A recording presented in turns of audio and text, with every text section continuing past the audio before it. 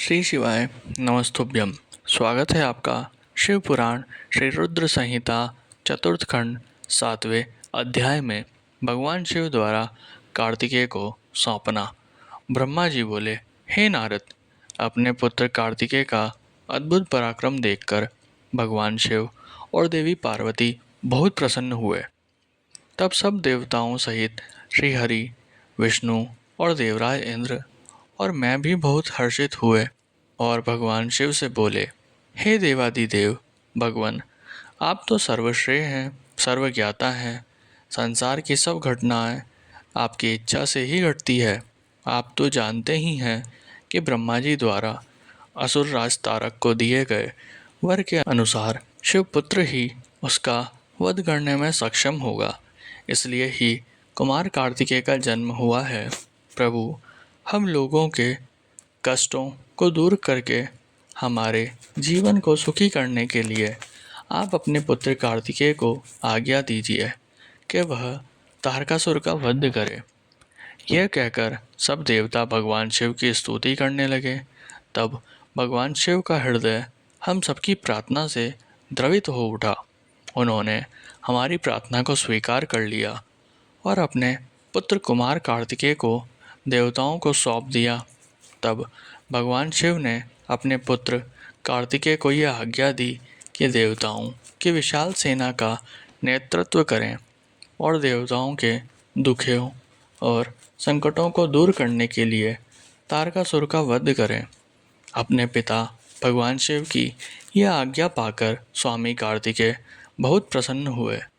तब उन्होंने हाथ जोड़कर अपनी माता पार्वती और पिता महादेव जी को प्रणाम किया और कहा कि हे माता, हे पिता, आप मुझे विजयी होने का आशीर्वाद प्रदान करें। यह सुनकर भगवान शिव मुस्कुराए और बोले, कुमार, निश्चय ही तुम अपने इस प्रथम युद्ध में अपने घोर शत्रु तारकासुर का वध करके विजयी होंगे। हमारा आशीर्वाद सदैव तुम्हारे साथ है। इधर देवी पार्वती के हृदय में अपने प्रिय पुत्र के युद्ध में जाने की बात सुनकर ही पीड़ा होने लगी। वात्सल्य के कारण उनकी आंखों में आंसू आ गए। वह बहुत दुखी हुई और कहने लगी, हे नाथ, हे देवादिदेव, मेरा पुत्र कार्तिकेय अभी बहुत छोटा है और वह तारकासुर महाबलशाली और शक्तिशाली है। उस दुष्ट ने अपनी दुष्टता से सभी देवताओं को भी परास्त कर दिया है।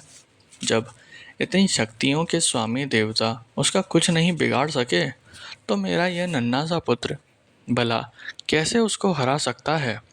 मेरा दिल मुझे कार्तिकेय को युद्ध में भेजने की आज्ञा नहीं देता। मैं अपने पुत्र को अपने साथ रखना चाहती हूँ। ये वचन सुनकर सभी देवताओं सहित भगवान शिव भी चिंतित हो गए। तब महादेव जी देवी पार्वती को समझाते हुए बोले, हे देवी, हे शिवा, आप सामान्य स्त्रियों की तरह क्यों व्यवहार कर रही हैं। ये मेरा और आपका पुत्र होने के कारण महाशक्तिशाली और वीर योद्धा है। देवताओं ने इसे अपनी अभिष्ट शक्तियाँ प्रदान की है। कार्तिकेय की जीत निश्चित है। कार्तिकेय का उत्पन्न होना तारकासुर के वध का प्रतीक है।